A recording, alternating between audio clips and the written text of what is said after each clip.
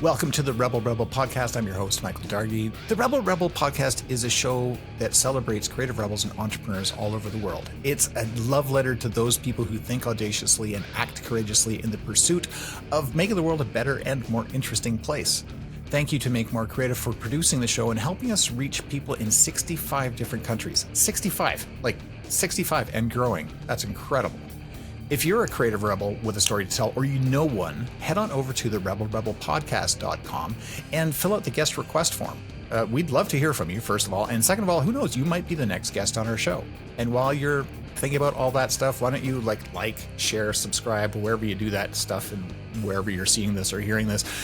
Every time you interact with the show, it helps us more than you know. So if you could just do that little thing, we sure would appreciate it. And you know, if you feel so inclined, head on over to our store. We got some cool merch. There's some great shirts. There's even a coffee mug to help you wake up in the morning, which is kind of fun. Well, the coffee mug won't help you wake up, but what you put in it will. Or if you'd like to become a sponsor, just send us a note to studio@therebelrebelpodcast.com. On today's episode, I have Dave Castro from Icebreaker.com. This is an amazing conversation. You're going to love it. We talk about, Icebreaker.com, which is this really amazing networking app. And then we're going to go back in time and learn a little bit about Dave and how he decided to do this thing, which I think is his life's work, really. This is a really cool story. Then we're going to go, and he learns to salsa, which we'll talk about, and he rides motorcycles, which we'll talk more about. And then we'll fast forward into what the future looks like and advice that he has, not only for the rebels who are in it, but maybe the rebels in waiting who are about to do it. And then you are going to absolutely love the thing that he wished that everybody knew. Thanks so much. Welcome to the RebelRebel. I'm your host, Michael Dargie, and down south, across the world from me in, is it just Tennessee? Where are you in Tennessee? Nashville, Tennessee. Nashville, Tennessee. I've got Dave Castro with me from Icebreaker.com. Dave, how the hell are you? I'm awesome, man. I'm awesome, and glad to be here. Awesome. Yeah, thank you. Thank you so much for being here. And Dave, I mean, you are awesome. I've enjoyed... Oh, thanks, brother. We talk about motorcycles. We talk about all the cool tech stuff that you're doing. We just talked about hoodies, which is amazing. And I guess what I'd like to do is just to bring our listeners up to speed is if you could sort of tell us a little bit about you, like who you are today, what you're up to right now with Icebreaker and or other things. And then we'll go on a trip and learn everything we can. Cool. Man, I've had a pretty full life to date and expect to have another full life, from here onward. Yeah. But I got into entrepreneurship a few years ago, and it's almost been 10 years ago. It's wild. And I'm working on something that I think I didn't even realize like how natural it fits with the things that I care about and my makeup. Yeah. But the way I'm made. But yeah, so I'm working on a new startup, which is really, it's been first of its kind. So, I'm the, I was telling somebody, it's like, they say the pioneers are the ones with the arrows in the back, or, you're the guy who found the vein of gold first. Right. And I think I'm that kind. I found awesome. The vein of gold first. So it's going to be, it already is phenomenal, and it's doing great work. And please go out and follow me at Icebreaker, handle on Instagram, and you can see some of the testimonies. But, we're making, Icebreaker, it's spelled differently. It's Icebrekr. So just the first two E's of the word and no A. I always say first two E's, no A-hole. Yeah. Awesome. We'll put that in the show notes for people too. Cool. Yeah. It's really cool. We're helping people to make the connections that matter because, in my world, in my experience, and in my conviction, the life that we're dreaming of is built through the connections that we make. So Agreed. We want to help people make the connections that matter most. And, you see throughout history, oftentimes there's a famous person and you're like, oh, they're a contemporary of this, let's say one of the Renaissance, artists. They're, this other person, or inventors. Were they ever in the same town? Did they ever meet? Those type of questions. Sure. And once you dig up, and I need to remember who it was, but there are times when they were in the same town and they never met. Really? And that happens, in our lives at the same conference, at the same event, the same mixers, the same coffee house that everybody goes to network, you name it. Right. And so my goal is to enable folks who are connection-minded, who are networking, to be able to turn a utility on when they're in a context where they know their tribe is likely to be, and then be notified when that ideal connection is nearby, so they can be like, Michael, you're a podcaster, you ride motorcycles, we should talk. Right on. Okay. And yeah. Oh, dude, this is all right. So that's cool. And I like the idea that you can turn it on and off. Like, Yeah, turn it on. You can have it on and hide yourself. You won't be able to see anybody else either, because for obvious reasons it's reciprocal. But yeah, absolutely, it's not tracking you. It's organic. It doesn't use GPS. It just uses the radio signals from your phone. So it's literally very organic, within eyeball distance of another user who has their app on as well. Wild. You can turn the screen off as well, so you don't have to be staring at it the whole time. It's just in the back. It would be on, but running in the background. Yeah. Oh, that's far out. So I guess the question is, you said that it's sort of part of your makeup. Like, what is it about you that drove you to this? Yeah. Well, I'm really grateful to be able to that you asked that, because it's been a long process. I told you I had a long life before now, and plan to have another long life after this. But you're supposed to share your scars, not your wounds. So I had a pretty tough childhood. Is a little bit abusive. Okay. And I found that in school or outside, was where I was safest. I felt safest. Yeah. And so strangers, were safer or friendlier, or more desirable, right? Wow.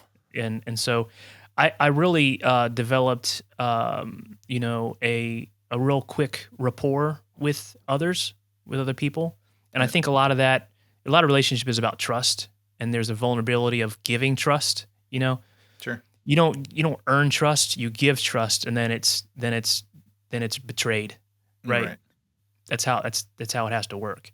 Yeah. But anyway, so and then we were always, we went to different schools, and I was homeschooled in different private schools and all that stuff. So anyway, like, meeting new people was something that I did quite frequently, and found it really valuable for my, mental health, and so forth. Okay. And so yeah, that was a huge part of growing up, was always, going to a new school, meeting new people, making new friends, nobody was a stranger, right, to me. Yeah.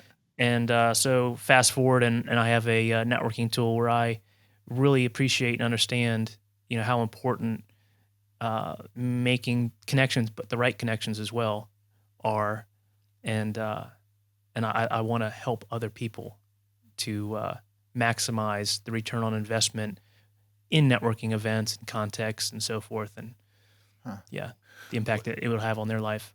So, a question, and if you answered this in a way that I didn't understand, I apologize. But I was just thinking, as you said, networking events, because we do a networking event for my company, Make More Creative, up here, and it's called Make More Creative Collisions. We do it once a month, typically. Have a bunch of people in the room milling around doing stuff. And we have typically a wall of QR codes for people's LinkedIn that just allows people to go and, zap the QR codes for the connections they want to have. Would that circumvent that?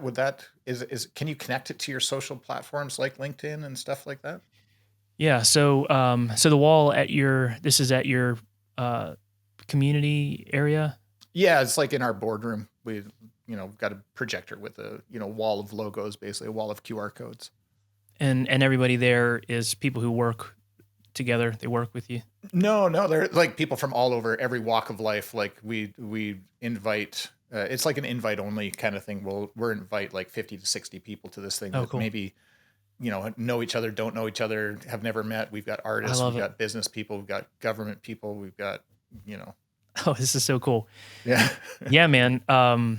So if folks installed Icebreaker and then, filled out their profile, honestly, the shortcut is to to sign in with LinkedIn, sign up with Okay. LinkedIn. Yeah. It'll build a skeletal profile for you, but you really want to fill it out. The quality of your connections is always related to the quality of your projections. Got it. Whether that's in person or on, an app like Icebreaker, Right. where you put your profile in. But then when everybody's within eyeball distance, everybody just drops onto each other's discovery screen. And then Crazy. I look at your profile and I have all your handles. I got your elevator pitch about you. You could put on there on your personal side, that you ride motorcycles, you name it. So everybody could go into that room, I guess, if they're parking and coming in for this event, and boom, all be on the discovery screen. Have your keyword in for the type of person you're looking for. I mean, shoot, I might put motorcycle, right? And event host, obviously, that type of thing. And then it'll let me know who in that group hits those keywords. So then I can prioritize, my conversations with the people that make the most, impact. But regardless, I have everybody, lots of value on it between like data for starting a conversation, you name it. How much does this cost? Well, right now it's super inexpensive. There's a freemium level. Yeah. That's free. I was like paying for stuff. I always feel better paying for stuff. Oh, you're awesome. I mean, it's honestly, I'm about to raise the price. I don't know if I should tell you what the price is right now, but there's a free version, and then it's inexpensive because we're starting, and it's a little bit about testing the market, and then also making sure that I'm delivering high value. But I think we got it dialed in now, where I think it's probably getting about time. I'll always have like a freemium, component. You have to let people try it and see if it's worth doing. Like, I get that. And I think that's such a valid business model for these things, because the number of, like, I don't want to say nickel and dimed to death, but I'm becoming very hyper aware of these microtransactions that happen, because I have all these apps that do these different things. So now I'm getting very clear on what apps bring me value and which ones don't. 100%. And if it brings me value, it stays. If it is like, if I even have to think about it, it's gone. Yeah. And just buy it again if you have to. I'm the same way. Oh, exactly. Well, that's really cool. Man. Okay. So, so I'm going to do this. I'm going to, our next event, I will, send people links to download Icebreaker. Oh man. We'll see let's chat about it. I've kind of, there's that event host kind of, track that could be cool. But yeah, so let me know if you want to talk about that, but dig it. Definitely. Love it. So what brought you to Nashville? Was it the music? No. Although I do like country music, not every song, but, I always found that, the ones that I liked, the ones that, I felt were good were, really poetic, and told a story that was more than skin, fingernail deep. I like that. I'm more of a Hans Zimmer and soundtrack guy. Right, okay. Not necessarily like classical music, but definitely more of a I don't know what you would call that, but I am otherwise music, pop music, etc. illiterate. Like, I don't know the words of these popular songs, and, rap songs and all the things, and movies as well. I'm pretty illiterate there. So you don't want me in your trivia group unless it's more nerdy, like science stuff, perhaps. Yeah, I got it. But no, I was married, and she's a great mom, and really industrious, really talented. She got really bad postpartum. We had a child that passed away from SIDS. Sorry. SIDS just means we don't know what happened, but yeah, yeah, that's awful. Sorry, man. Thanks, man. Yeah, it was quite traumatic, and then we had a child right on the heels of that, which kind of makes sense. You can't replace the child that left, Totally. but I think I'm not a doctor or anything, but at any rate, we had to make a change. I was traveling a ton, and she had, postpartum, which is actually super common. I'm thankful that it's awful. Society is starting to realize, how common it is and how, dangerous or rough it is, right? Yeah. But at any rate, we thought it would be a good idea to move to Nashville, where friends were moving to Nashville as well. Oh, that's good. Because 10 years ago, it was still much different. It was more relaxed and slower pace, and everybody's friendly and all those things, right? Southern hospitality, which is why it's booming right now, because people are realizing that. Plus, the taxes are low and stuff. So I took a job that was a huge pay cut, and but it was for the family, and it panned out. Like it really, I think, helped her to get better. Yeah. So, oh, that's great. Yeah. Well, and you need to have your network to bring it back. Like you said, you moved to ensure that you had sort of a support network, which I think is her mother came in, and her we had friends here, so that's good. that was helpful. Yep. And a little bit later we got divorced, but I think that was meant to be as well, obviously, and it's been I think good. I understand. Good has come out of it. Good's come out of it. So. I understand the path that you're walking. I am also divorced, and some people are just like, oh, I'm sorry, man, but it's just like, you know what, like it's really often better for both parties. And I learned a ton. I'm a different person now as well, and totally. it's part of the fabric, process. Man. Yeah, man. Yeah, part of Dave Castro. Yep. Right on. What happens for you next? Just out of curiosity, what's your big, hairy, audacious goal? What's your plan? Oh man, global domination, brother. Yes. Yeah. All right. Yeah. There's just no way I can't. Okay. I mean, it's such a game changer, and it's so impactful. Yeah. Like I just, you just need to have experience, with Icebreaker, and then watch a couple testimonies, and just like, man, this is going to happen. This is a thing. And it's a human thing. So guess what? Humans are all over the place, and we're all pretty similar, every like country. Humans. Yeah. That's awesome. Pretty wild. That's cool. So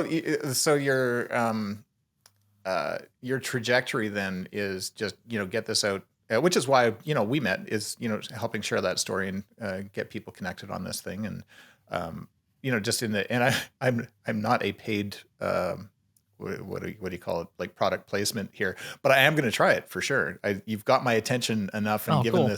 the circumstances I'm in, I'm just like, man, I got to try It's so fun, man. It's just cool. Like, I love it. Yeah. All right. And you're not a criminal mastermind gathering, Oh no, I'm super, honestly, I've been like trying to, chill a little bit on, I started off like Uber privacy and all the things. And, I've had, users and people tell me like, dude, people are just expecting, a little bit more, freedom or, those type of things. And so, I'm definitely coming from that perspective, definitely high. And, I'm the bootstrapped, founder, single founder. I'm the only guy right now in operations in the business. Everybody else is a vendor. And part of that is because number one, obviously I feel very strongly about the product and the cons, but also I have strong opinions on, providing value in a way that's high integrity. Yeah. It's all about, it's not about, the dollar isn't the most important thing. The dollar comes, the value first. Yeah. And value means that you're making humans' lives better. And so I'm trying to keep that, the driving, factor. Wicked. That's awesome. Thank you. Yeah, man. I can't wait to get my hands on this thing. I'm in. Cool. Gonna do it.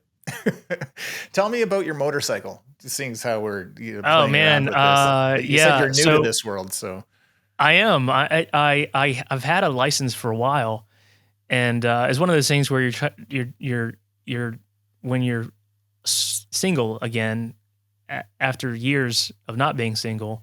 Yeah, there's a part of you that you've kind of forgotten. Like, sure. I think that's one of the things that hasn't been forefront in societal conversation is the importance of the individual within a marriage and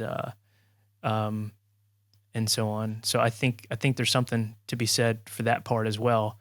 That's it's interesting healthier. that you say that. It's really healthy.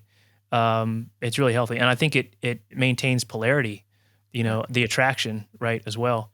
But at any rate, I dove into my roots of my Puerto Rican background. I was like, what do I want to do? My dad rode a motorcycle, and Nice. And so, and a good friend of mine, my best friend, actually had ridden a motorcycle, and so so that was one of the things that I did, and it was good too because it's a little bit, it's different.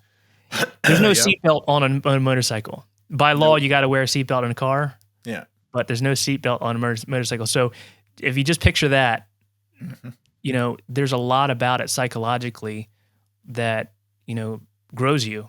Yeah. It's acceptance of responsibility, accountability, risk, you name it. Super helpful, and it's fun. Yeah. Anything like roller coaster. Dude, I can't believe you said you're the first person. I love that you said that. You're the first person that has said that to me because you're a motorcycle rider. But I was riding down and for some reason at night it seems to be more.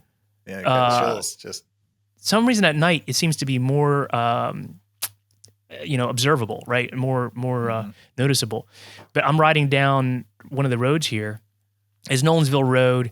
It's a Latino community, mostly in Antioch.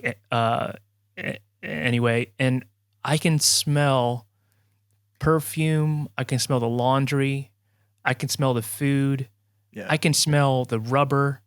I can smell all this stuff, and I'm on the road. It's at night and the wind's blowing. It's wild. I love. It's so cool. You feel so much more, with nature. I guess. Yeah, it's a connection that unless you've experienced it, you don't know. And nothing against people in cars. I have a car as well, but I will tell you that I've never felt more a part of this planet than riding my motorcycle through, a windy country road, smelling skunks, smelling cooking, smelling cooking. When you go down through these little hills and valleys, you'll go through a thermocline. Well, you actually get a little chilly, and then you come up the other side, you get warm. Like it's such a visceral experience. I'm so glad you're so much more. You're so much. We have extricated ourselves a little bit from the risks and the like you said, the word visceral nature of life. And the motorcycle puts you a little bit back into that where, you are, and I don't know what it is. Maybe it's our heightened senses because, we have to be more, aware and observing everything, alert. Yeah. I feel like you my have brain's to be in the down moment right now. You got to be, there is no thinking about what just happened. There's no thinking about what's going to happen next. It's all about what's happening right now. Ah, so good. Do you play music, or is it no music for you? Oh, that's a great question because I've recently added some music depending on the ride. And I started this when I did a big cross country ride. Mm-hmm. So I rode from Ottawa, Ontario to Calgary, Alberta on a bike.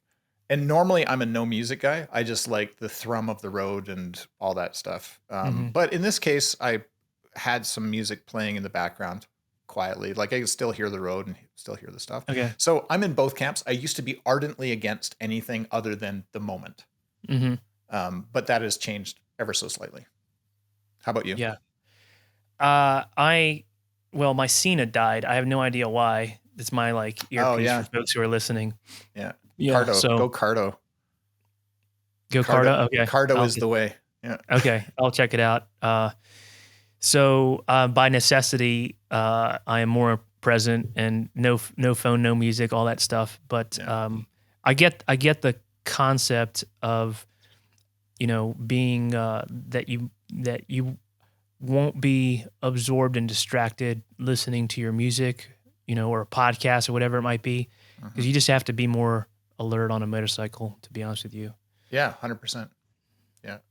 Yeah, and I think that city riding different than country, like Yeah, long that's distance true. riding for Yeah. sure. But Yeah. I'm thrilled for you, man. I'm so glad that you made it back to the tribe. This is wicked. Thanks, man. Yeah, I honestly, I'm probably gonna do music hard. I don't like doing. I would probably turn it off during the city for sure, Yeah. riding. But like on like the back roads where there's really nobody and you're just enjoying nature and stuff. That'll be. I'll probably have it on low, like you said. Yeah. Yeah, I think it, it can be like, don't even notice it, but it's there. Like sometimes, but I mean, even that, like, I've got a couple different bikes, and one bike I wear like a halfie if I'm just like, zipping around, because Mhm. that is like, and that's a little risque. Like I understand that if I wipe out, then I'm probably going to lose half my face. But my other helmet is a full face, like really high end, Mhm. the rest of my body could be mangled, but I'll have a perfectly preserved head at the end of it. Yeah. And but there are different experiences with each thing. Yeah. Totally. Totally. Yeah, I'll ride with I have a full face, but I'll ride with the visor up because then you still get the wind and you still get some Yeah. of the, my vocabulary's slow I right now, get but it, yeah, man. you still get some of the the senses. Yeah. Oh, that's wicked. So let's transition. I mean, I love that. I could talk motorcycles for days, but what else do you do for Dave? Like, what is a quintessential David Castro thing? I told you that Puerto Rican background, Yeah. and in finding myself, I learned that I actually did not know how to salsa dance like I thought I knew something, and Oh, I thought I knew even the basics and did not. salsa's I hard, man. I had a visit in um, Old Town San Juan is like my favorite city, and so when I got back to Nashville, unfortunately it was during COVID, Mm. so I had to wait for COVID to end. But and then I immediately got lessons, and I was doing it for like twice a week, for a while at least, and then Wow. once a week, and haven't gone more than like once or twice a month recently. But I got pretty decent, and it's wonderful. It's fun. Yeah. That's wicked. Enjoy that. Congratulations. Thank you, man. Oh man, yeah, I tried. I think I can't. I just don't have the commitment level. Like I'm Scottish heritage, so I don't really have the salsa hips, anyways. You know. I hear you. I hear you. I think we have. I'm gonna give her a shout out. There's a Nicole Ahima here in Nashville. Yeah. She's the best instructor that I have experienced, and there's a lot of good ones. But I've gone to like salsa. They call them congresses, where it's basically like classes and then socials and all that stuff. So you get experience with all these people who are phenomenal, phenomenal. But I think Nicole's the best instructor, and she just knows the science of instructing, and she loves salsa, and she's pretty good at it. So I think that has a lot to do with the success of her students, and also folks like yourself. If you were to try it, you might enjoy it more, and go further in. All right, fair enough. Hey, have you ever seen Along Came Polly with Ben Stiller? No. Oh, I was just thinking about that because he, like, his character, and I think Jennifer Aniston's in it, and he ends up learning salsa, and he's awful at it. Like but I mean, he's committed fully to the whole process. So as you're talking about that, I'm just like, oh, okay, like maybe it just needs to be a better instructor than I've had in the past. Oh yeah, it's huge, big impact. Yeah. Tell me about your Puerto Rican heritage. That I know very little. So yeah, that's I love that question. My grandfather was an orphan in the streets of um, Puerto Rico, Ponce, and a family. His parents died from there's a tuberculosis epidemic in the early 1900s, and so he was at a Jesuit orphanage, and then that was pretty rough. Um, maybe it's better now, but that was a rough Yeah. group, and so he ran away and was on the street. But a family took him in, and they had several daughters and one son. And by the time my grandfather was 15, my I don't remember all the stories but I'm pretty sure he had the hots for one of the daughters, and but the father took him to the Army recruiting ship's office and Right. told the Army recruiters that my grandfather was older than he actually was, just to get him in.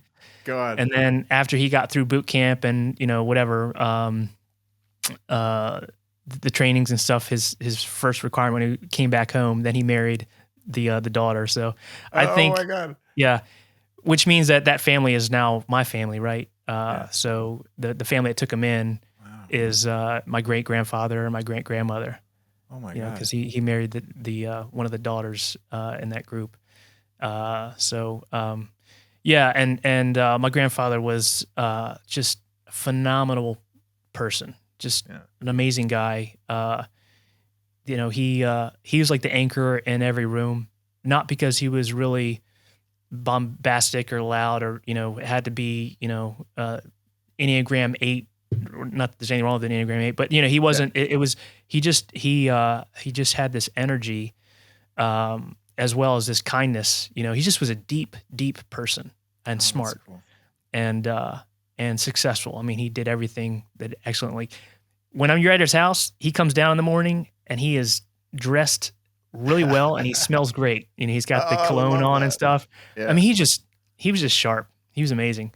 But yeah, so he was like my hero growing up. And so one of the things that I would love to do is see Icebreaker do really well. Oh, just anything do really well. Yeah. And kind of go full circle, maybe do something in Puerto Rico or for Puerto Rico or whatever. I don't know. We'll see. But yeah, I so grateful for, the success that he had, the drive that he had, and now to be, here having the opportunity to do some cool stuff is pretty neat.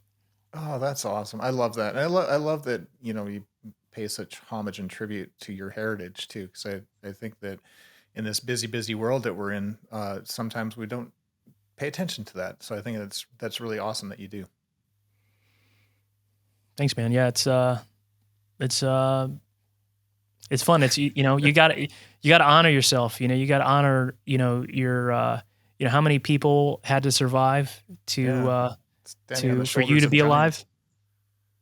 Millions of survivors, right?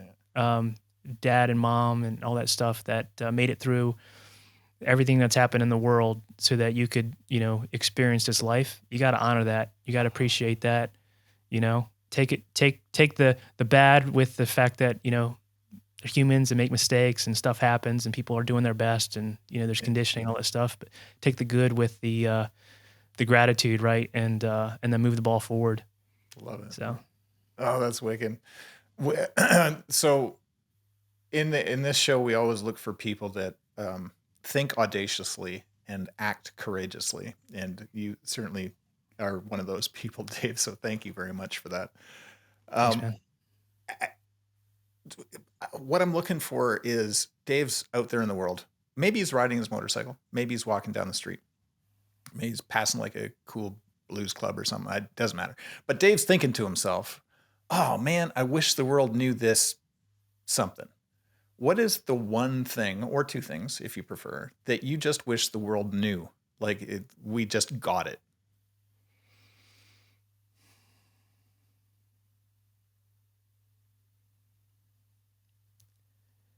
That's a great question. You're making me, I've not been asked that one before. You know, I think a lot of challenges are because we think we know more than we do, and so we make assumptions. I'm a dad, right? And most of my mistakes have been thinking that I knew. As a parent, thinking that I knew what was going on in their head, what happened in that situation, the reason why they did something, all those things, and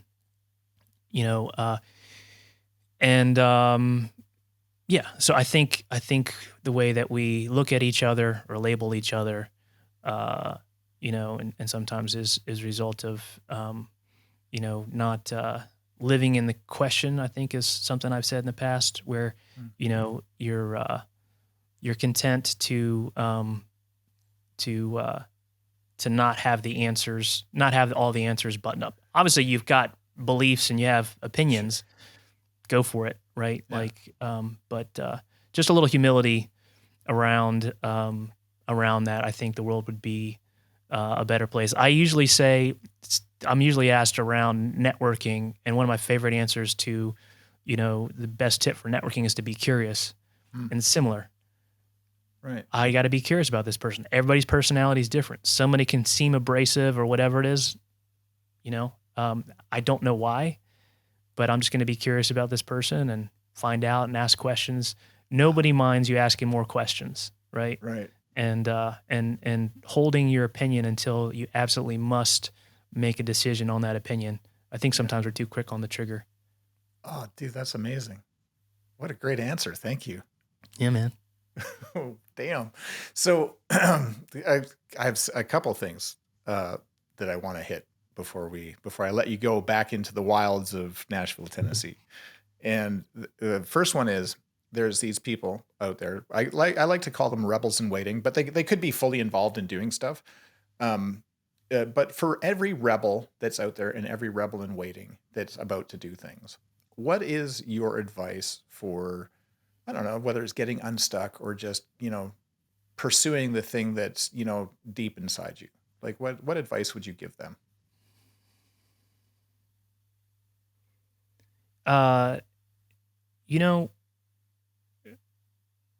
There's I tell my kids this, that you don't need anybody's permission to take up the space that has already been allotted for you.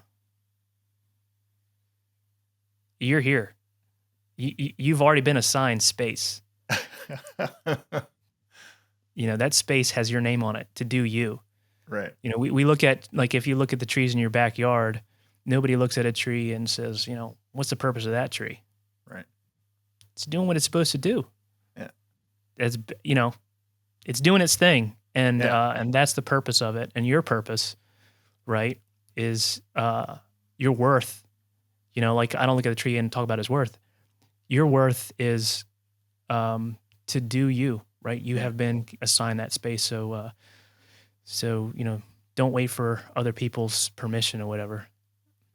Dude, I love that. That's outstanding. I'm taking that. Yeah. I'm going to do me. That's wicked. If you could, if there's somebody that you would love to hear on this show, who would that be? Like who, and this is a fairly new addition to the Rebel, is I'd like to ask our guests like who they'd like to see next or who they'd like to see on the show sometime in the future. And it could be a big, crazy, audacious ask, or it can be like, I'd really like Jeff down the street. He does great barbecue. Yeah. Oh, that's a great question. It's,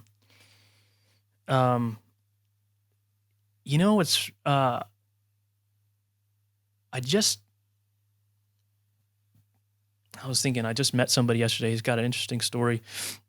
I don't know. I literally just met this person, so I probably you can slide it to me in a yeah. I won't put you on the spot. It's a great question, man. I don't know. I feel, who's actually very interesting that I've gotten to know a little bit in just a couple interactions. There's a gentleman named Coach Burt. Have you heard of him? He's got a book called Flip the Switch. Oh, sure, yeah.